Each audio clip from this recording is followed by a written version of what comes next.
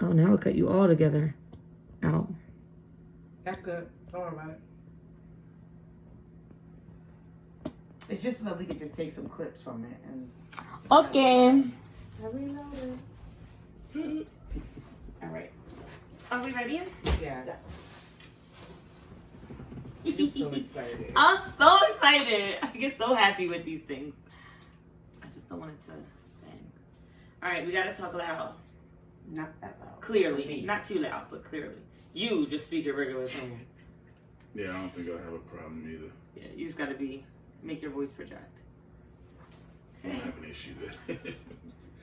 Forgot how naturally loud I am. That just sounded crazy. That's it. All right, so today on the show we have a very special guest, one of my very special friends. We've actually known each other since high school, and Lou's known him since college, right? Mm-hmm. Those Stockton days. He is a music producer, a 7-time iStandard Showcase winner, which is a showcase for music producers, high level.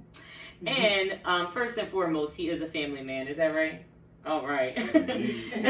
He's not in his head like you guys are. He goes by the name of Double A, and you can catch him on Instagram at IM_AA. So what's up, yo? What's going on? I know, it's good to have you here. I'm glad to be here, but listen to you guys since you guys started. Oh, super dope fan. podcast. Yes, I like Appreciate that. We do like that. We're glad to have you on here. Posts. A few. You've been commenting on all those. Yeah. Great supporter. We appreciate it. We do appreciate that. But we brought you on because not too long ago we were at Don Tequila's. Right. And we were chilling, having a drink. And I don't know how we got on this subject, but we started talking about some of the cartoons that have been featured on Nickelodeon and some other cartoon networks that are geared to children. So we're not talking about adult cartoons. We're talking about like cartoons for children. And one of the questions came up was, should children be watching cartoons that feature same-sex relationships? And if those cartoons do in fact have an influence on our kids. So let's jump right in. What y'all think, ladies? Well, what do you think? Double Throw A. me into the fire. Yeah, go ahead. I want all the smoke. Okay, here we go. So this is always going to be a sensitive subject, right? Of course.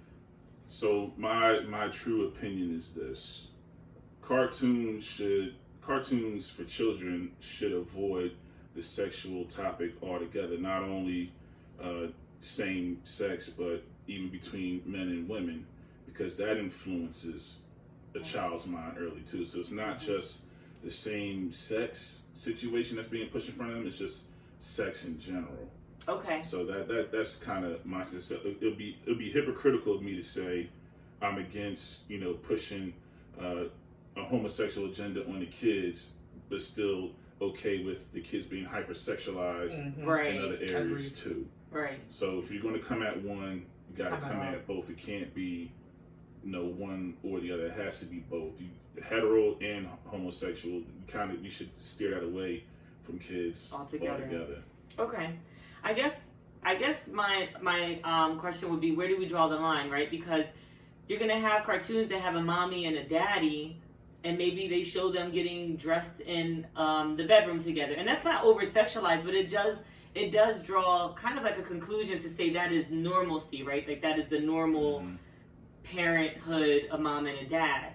So then I started thinking, well, shouldn't kids who maybe feel like they're different already, like they already are starting to grow up feeling like, I kind of am attracted to this other sex, shouldn't they have an influence to say like, well, you know what, there is another ideal couple out there that may not be a mommy and daddy, but I don't know. I feel like I'm talking in circles. So I'm gonna be honest. I feel like when it comes to what he's saying is that it should be a parent's decision whether or not they're censoring what they're watching, because I feel like at the end of the day, TV is gonna play what they want to play, because they could be watching a regular show while they're playing with their toys. You watching an adult TV show and sex comes up on the screen, because I know it happened twice for me, and I'm like covering his eyes, and he's like, "What's the matter, Mom? What's the matter?" Right. I'm like, Yeah. He died. I don't want you to see that, and he's like, oh, okay, but he's not thinking of it because it's 4. Right. But at the same time, it makes me realize, like, okay, let me pause and really be mindful of what it is that I'm watching. So I think that's where, as parents, we got to step in. If you know these shows are available to your children, then you have to censor them if that's your viewpoint. And I feel like it's a touchy subject, however you look at it, because there are going to be children that are seeing a different normalcy, and they're going to feel like not included. Right. How about you, E? So, you know. Me personally, I mean, I think like you guys said, I agree with you guys, with just making your kids and your children aware of everything that they see, either on TV or outside, because they're going to see it no matter where. I mean, we live in a society of craziness. Yeah. And everything is a shocking stage for them at an early age on anything, like you just said, death on TV or sex or anything. It's a shocking to them, and we have to just take that pause and explain it to them. Now, what's the age appropriateness?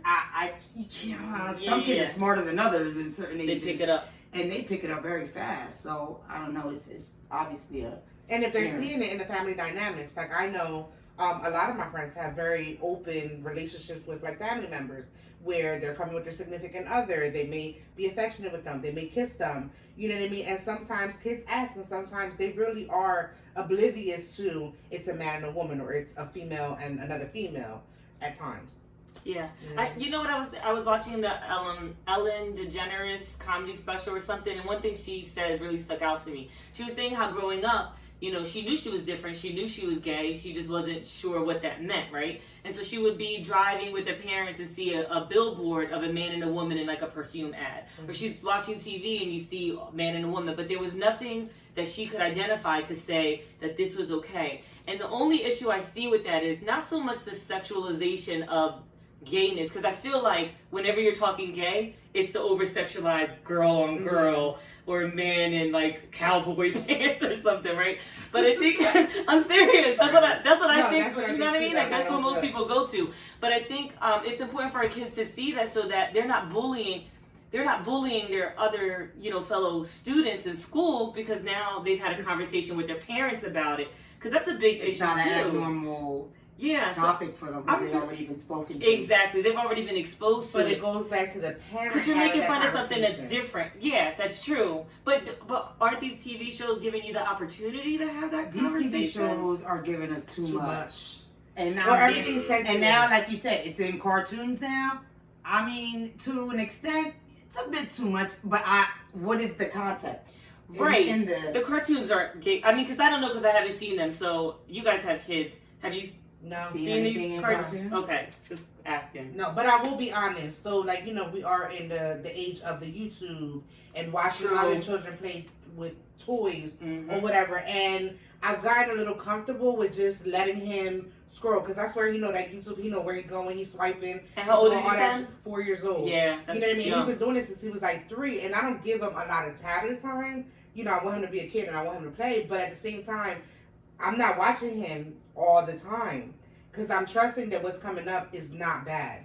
You know what I mean? But honestly, I don't know that, because I should be watching. Exactly. So it's like one of those things where it's like, as a parent, I think this goes in life, that if I'm going to make the decision to do something, let me be the parent and do that for my child. But I don't want nobody else stepping in and doing that role for me, because you don't know what I want my son exposed to. And listen, my best friend is gay. Like, I don't have a problem with all of that stuff. You know what I mean? So at the end of the day, like, it's just a conversation that a parent needs to have with their child, and not be told by TV what's right and what's wrong. What you think, Double A? Because you got a couple kids, don't you? You got like make a it few. sound like I got jumping around these streets like that. Right. I mean, by your wife, but still, Right. It's still a lot. It's a gang. Gang. I'm from a gang. I don't have a gang. I'm the oldest of 6. I don't have a gang. Oh, they got a nice pretty club. For real. But it's just, parents got to be parents again when it just comes down to it. You can't blame society you can't blame TV, you can't blame anybody. Your kids will turn out based on how you raise them. You just gotta trust that what you do sticks. Exactly. You raise that child up right, no matter how far they may go left a little bit, may go right. Even us, we stay straight, right? But we ended up straight For the most part. For the most part. No, you turn, all that good stuff. Right. But that came from the good parents Mhm. that we have, in spite of everything that's been available out here. You look at some other kids, they not as fortunate because they didn't have that sound structure growing up. Right. So when they went left, they didn't have that confidence to get them back on track. That's true. They stayed left, or they stayed right. Right. Parents just got to be parents again. Or they didn't have that support system to catch them too, which is big. Yeah. Because if my parents only judged me on my flaws, let me tell you, I don't know where I would be. My But parents for don't that, even know 99.9% that unconditional love, it goes a long way. My mom knows all of them. Ain't she good? She says Ain't I'm she- special. I'm her Yeah, you special special, baby. alright. So what That's I did because I'm want so to wrong. right, what I did want to point out is that we're not saying that it's bad, to Right. be gay or to be involved in Right. I whatever. don't think you're anybody's attracted saying to. that. You know what I mean? But at the end of the day, let the parent make that decision. Mhm. And don't get me wrong, I do agree with in certain aspects, like it should be something available for the children that feel outcast because you want to be Yeah. included. But it's like, how do we get there? And maybe having these conversations is what's going to get us there. Yeah, because I think it's going to come up. I mean, I know kids now that are identifying in that LGBTQ world Younger. at like 10 years Yeah, old. younger. And so that means your kid is going to come to you at 9 or 10 Yeah. and say, Mommy, what's gay? Or what is, Yeah. what does this mean? The question is, where is that coming from, though? What do you mean? Where is that identifying mark coming from? And that goes back to the influence that the social media age that we're in comes from. Because in order to identify something, you have to be exposed to it. Like I'm not going to name the family member. I do have a family member that's questioning that now because she's being hit on by other girls in her public school that she attends. So that constant prodding has her thinking now, well, Maybe I am. maybe I am interested, where that thought was never there before. Right. So that's what I'm saying. There's so many different things, and it's not just that. Because then you go back to when we were at school, it was all about, have you had sex yet? Right. Yeah. Right. And you're getting that from your peers. You're not going to school like, ooh, I gotta have sex. No, you hearing the cool kids talk about it, It's a trend. and you want to. That's my phone. I'm sorry. Okay. Don't worry about that. Yeah. We're safe. You hear the cool kids talk about it, Right. like, oh, I want to be down too. So what I gotta do? Mm-hmm. I gotta do that, and I'll be in this. Yeah. That whole peer pressure. I thing. learned about sex in school because my parents didn't tell me about I it. definitely learned a lot in school. I was a church kid. I wasn't allowed to do nothing. But you learned a lot in school, didn't you? So do you think that Touche. because in sex, I mean, we all had sex class or whatever. What do they call it? Sex education. Yeah. Do you think they should implement the whole bisexual? The LG. Should that be a part of? Ooh. That's how we got on that subject. I think we did. We were talking about A school it. district is forcing LGBT history into their curriculum. Yes. That is how we got That's on how it. we got on the subject. Yep. Yeah, I So this forgot is about where that. this all came from. And but it's always the one that don't got kids that got this, you know what I mean? Crazy opinion. But I do think it should be included. I think so. I think it's a conversation that should be had. It's out there. But But I again, think what you should age send are them we notice. talking? Oh Send no, them everybody notice needs home, to be aware. And exactly. if you don't want your kids to be in a Then don't send conversation, them home that day. exactly. Or Say to they need to school, go to yeah. gym class or something. No, this is a mandatory thing. Oh, where this was at? So it's going to be part of I the gotta educational research curriculum. Yes, it's Oh. a mandatory thing where LGBT history and that type of curriculum is being implemented in the elementary schools. It's not a high school elective. This is a I looked this up. mandatory thing.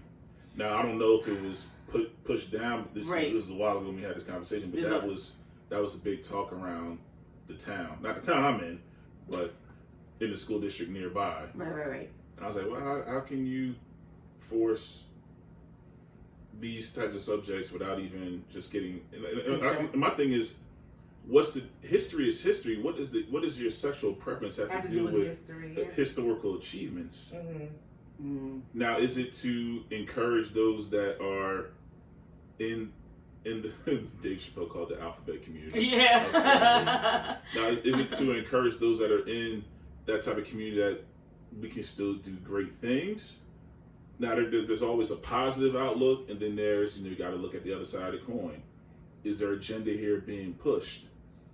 Or is it a positive thing to encourage those that feel like outcasts because of the lifestyle that they've chosen. That it's I will not. hope that it's positive. I would hope that, Yeah. but I feel like it's a little, and I'm not, I say this knowing that there is a lot of prejudices against the LGBT community, but I do feel like it's a little more accepted than it was when we were in school. Yes, yeah, it for is. sure. You know what I mean? Like I know my nephews go to school and they'll know someone who's gay and it's not a big deal. It's Yeah. like, That's because everybody wasn't coming out and Yeah. everybody was hidden, and Right. more people now are accepting. Yeah. So Right. now people are just like, oh, great! Like they got their opportunity to be who Right. they want to be. Back in the day, you couldn't even be who you want to no, be. you couldn't. Listen, But we also have to be mindful of the people that are trying to be out there but can't, and then the Right. suicide rate is a lot higher. Oh, of course. in Can't children ignore in the that hate community crimes. or in the Yeah, community in general. Yeah. absolutely. So like, I mean, I get it. It's one of those subjects where it's just like, you're damned if you do, you're damned if you don't. hmm I'm just saying, whatever the decision that's made, it needs to be equal for both sides, whether you're heterosexual or homosexual. And that's the thing. Do you want equal treatment or you want special treatment? Mm. That's another I like how you subject put you that. gotta address. Yes. Okay, now if this specific community is not going for equal treatment, they want special rights outside of what everybody else has. That's not equal. That's exceptional.